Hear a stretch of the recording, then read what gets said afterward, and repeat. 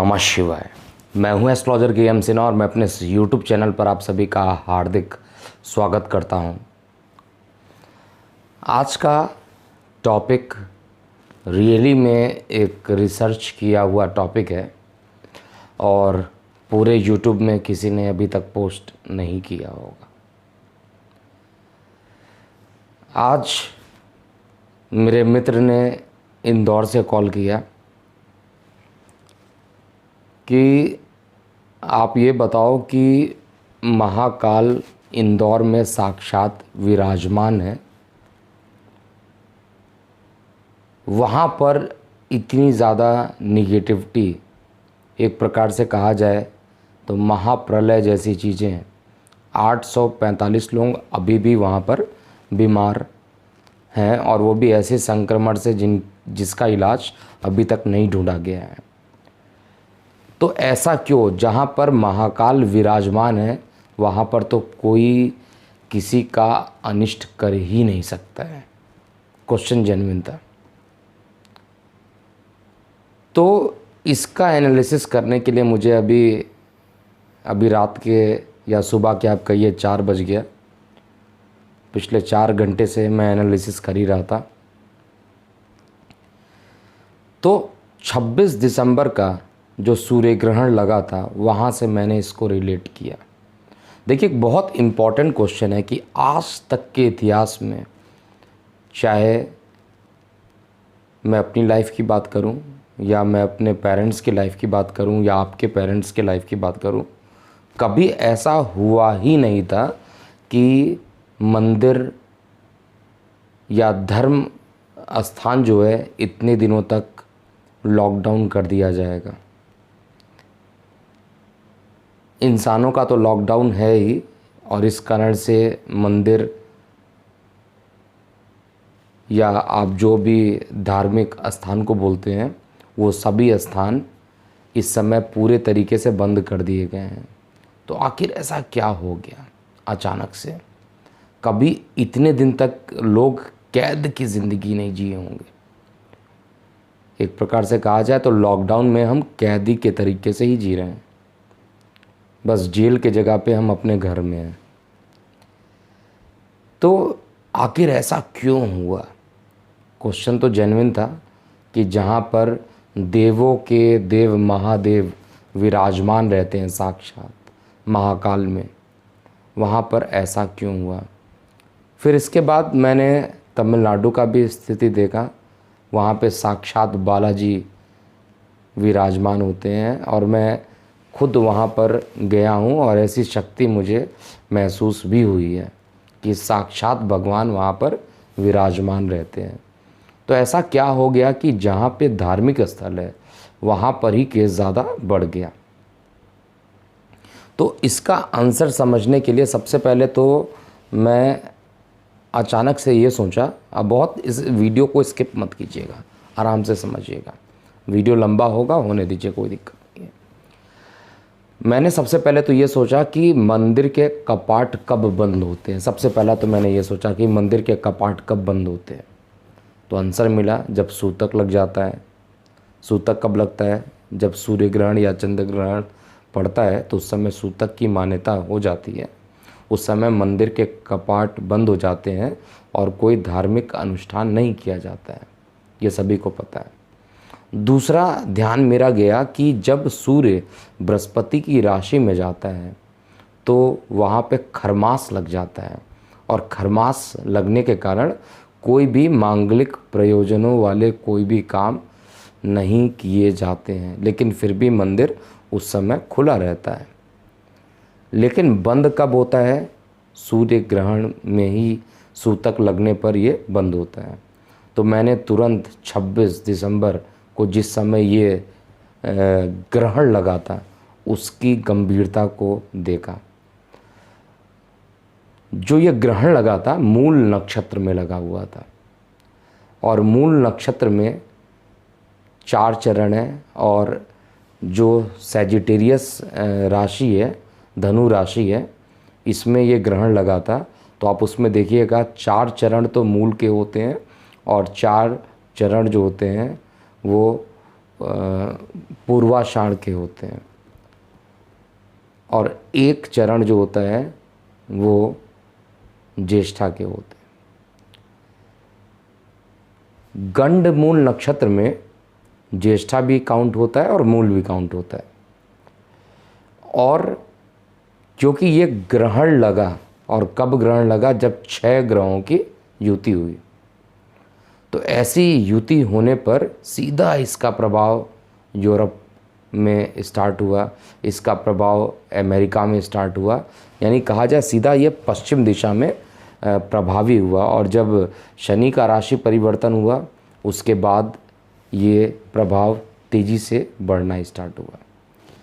देखिए, गुरु और केतु का जब भी संयोग होता है, और सूर्य खुद गुरु की राशि में ग्रहण लगाए थे, मूल नक्षत्र में इसने ग्रहण लगा था, तो निश्चित रूप से ये ग्रहण काफ़ी इसका जो कंडीशन बन रहा था, या तो युद्ध की बात हो रही थी, और युद्ध तो हुआ नहीं, और बहुत सारे एस्ट्रोलॉजर्स भूकंप की भी बात कर रहे थे। इवन मैंने भी बोला था कि इसका प्रभाव रहेगा, लेकिन भूकंप 26 दिसंबर को नहीं आएगा। मैंने आपको बताया भी था उस वीडियो में, आएगा भूकंप, लेकिन उसके 3 मंथ आगे पीछे, या मैंने कुछ डेट दिया था दिसंबर के, उस दिसंबर में इसका भूकंप आने की टेंडेंसी हो सकती है, या वर्ल्ड वार की कंडीशन बन रही थी। ये 2 ही कंडीशन यहाँ पे बन रही थी।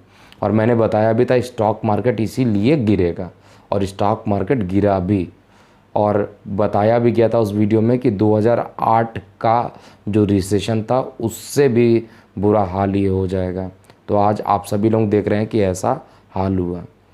लेकिन मैं केवल इस ज्योतिषीय कैलकुलेशन से संतुष्ट नहीं था, तो मैंने फिर मैथमेटिकल कैलकुलेशन किया, और फिर जो इक्वेशन बना, उस इक्वेशन में 7 जनवरी, फिर से समझिएगा, 7 जनवरी 1723 में फिर यही घटना घटित हुई थी। आप पूरे YouTube में ये कंटेंट आपको नहीं मिलेगा, क्योंकि मैं कंटेंट पूरा कैलकुलेट करके ही डालना पसंद करता हूँ, और मैं एनालिटिकल बात करता हूँ, हवा वाली बात नहीं, कहानियों की तरह नहीं, लॉजिक उसका ढूंढता हूँ। लॉजिक मिल गया तो अच्छी बात है, कॉन्फिडेंस बनता है, नहीं तो रिसर्च करने का मौका मिलता है।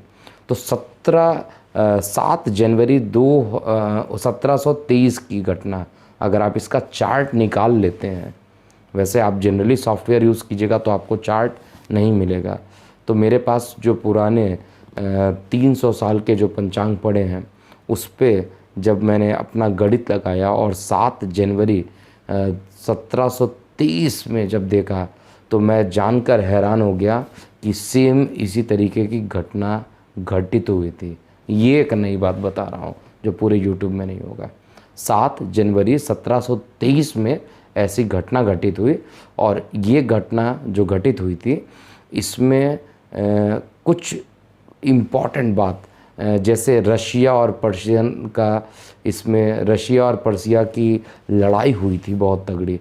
हालांकि लड़ाई काफ़ी लंबे तक चला था, 1941 तक चला था, लेकिन स्टार्टिंग इसका लगभग 1723 में ये स्टार्ट हो चुका था। और ये लड़ाई लगभग ग्रहण लगने के 4 मंथ के बाद ये स्टार्ट हो गया था, जैसा कि मैं नेट पर भी ये डेटा देख रहा हूँ। और उसी समय महामारी फैली थी, उसी समय महामारी फैली थी, और वो जो महामारी थी वो यूरोप में था, और इत्तेफाक की बात है फ्रांस में ये स्टार्टिंग हुआ था। आज देखिएगा तो टॉप 7 कंट्रीज़ में जहाँ पर ये प्रॉब्लम हुआ है, वहाँ पर फ्रांस का भी नाम है।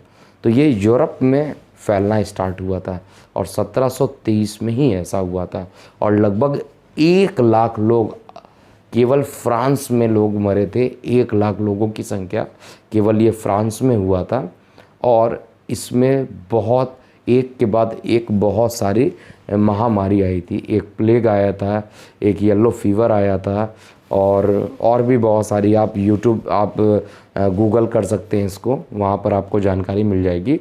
लगभग 1 लाख लोगों की मृत्यु हुई थी। और यही चीज़ जो मैं आज के डेट में देख रहा हूँ, तो यहाँ पर सेम यही कंडीशन बन रहा है जो 7 जनवरी 1723 का बना था। उस समय भी सूर्य ग्रहण लगा था, उस समय भी मूल नक्षत्र में ही सूर्य ग्रहण लगा था। और इन दोनों को जब मैंने कंपैरिजन किया तो अब मुझे एक चीज़ तो कन्फर्म हो रहा है कि युद्ध हो के रहेगा, क्योंकि वहाँ पर भी महामारी फैली थी, यहाँ पे भी महामारी फैली थी। वहाँ पर भी युद्ध हुआ था, यहाँ पर भी युद्ध होगा। और यहाँ पर जो युद्ध होगा वो अमेरिका और चाइना के बीच में युद्ध फिक्स्ड है अब ये, क्योंकि जो मैंने कैलकुलेशन किया है, पुराने डेटा को एनालाइज किया है, 200 लगभग 90 साल के बाद ऐसी घटना ये स्टार्ट हुई है। और जब पुराने पंचांग से डेटा को एनालाइज किया गया तो सीधे वही बातें आ रही हैं। और पहले के समय में मंदिरों के कपाट बंद हुए या नहीं हुए, ये इसका आंसर तो मुझे नहीं मिला, लेकिन एक चीज़ तो यहाँ पर मुझे आंसर मिला है कि ये जो मंदिर की पूजा बंद हो गई या केवल कुछ पुजारी लोग ही कर रहे हैं, भक्तों के लिए ये बंद कर दिया गया है। और ऐसा पहली बार पूरी ज़िंदगी में सभी के देखने को मिल रहा है। और इसका एक ही रीज़न है, क्योंकि बृहस्पति के मूल नक्षत्र में ये ग्रहण लगा था। और मूल नक्षत्र जो होता है गंड मूल नक्षत्र में काउंट किया जाता है। और साथ में सूर्य, चंद्रमा और बृहस्पति मूल नक्षत्र में विराजमान थे।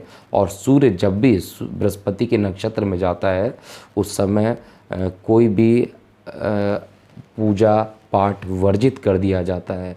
तो इसलिए भगवान की आप ये कह सकते हैं कि खुद प्रकृति ने ऐसा इसको बनाया है कि पूजा पाठ अगर करना है तो घर में ही कीजिए, मंदिरों में आपको करने की अनुमति नहीं मिल रही है, चाहे इसका रीज़न लॉकडाउन हो या कुछ भी हो। पहले के समय में ऐसा हुआ था नहीं हुआ था ये अभी भी मैं कैलकुलेट नहीं कर पाया हूँ और पता भी नहीं है। अगर आप लोगों को जानकारी पता हो तो निश्चित रूप से कमेंट बॉक्स में शेयर कीजिएगा।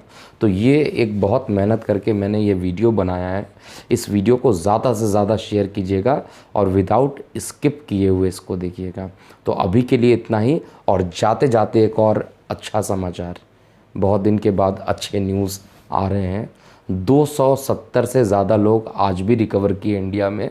और आज का जो केस मैं चेक कर रहा था नेट पे वो 921 केस के आसपास आज बढ़ा है, जो कि कल से 100 केस कम है।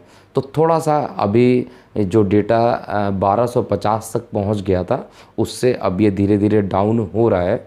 और मुझे पूरा विश्वास है कि अभी इसका टाइम डे बाय डे इस संक्रमण में कमी आएगी। और इस संक्रमण को कम करके आपको खुद भी पता चलेगा, डेटा आप देखिएगा, संक्रमण लोगों की संख्या कम होगी और रिकवरी फास्ट होगी। और इंडिया और पूर्वी देशों में ही ये रिकवरी सबसे ज़्यादा फास्ट होगी। और मेरी एक छोटी सी प्रार्थना आप सभी लोगों से है, आप कमेंट बॉक्स में कोई भी प्रतिक्रिया दीजिए। कई लोग तो गालियाँ तक भी देते रहते हैं, कोई दिक्कत नहीं है, ये आपका संस्कार हो सकता है ऐसा देने का। बट मेरी एक हाथ जोड़कर विनम्र निवेदन है, इस समय जो मुझे इंडिकेशन मिल रहा है उसमें विष्णु जी के मंत्र का बीज मंत्र जो होता है, विष्णु जी का जो बीज मंत्र होता है ओम, या आप ये कहिए बृहस्पति का बीज मंत्र ओम ग्रांग ग्रीं ग्रौंग सा गुरुवे नमः, इसका बीज मंत्र 108 बार डेली सभी लोग करें। सुबह शाम को मत कीजिएगा, सुबह कीजिएगा, सूर्योदय के 3 घंटे के अंदर कीजिएगा। ऐसा करने से जो बृहस्पति पर सूर्य का जो ग्रहण लगा था ये जल्दी ख़त्म होगा। और ये ख़त्म होगा तो लॉकडाउन भी ख़त्म होगा। हालांकि लॉकडाउन के डेट में मैं अभी भी अपने कैलकुलेशन पे कॉन्फिडेंट हूँ, लेकिन फिर भी कुछ धर्म का काम कीजिए और इस ड्यूरेशन में एक संकल्प भी लीजिए कि पृथ्वी पर जो जानवरों पर अत्याचार हो रहे थे, उनको काट कर लोग खा जाते थे, इन चीज़ों से बचने की कोशिश कीजिए। तो अभी के लिए इतना ही। मैं हूँ एस्ट्रोलॉजर KM सिन्हा। ओम नमः शिवाय।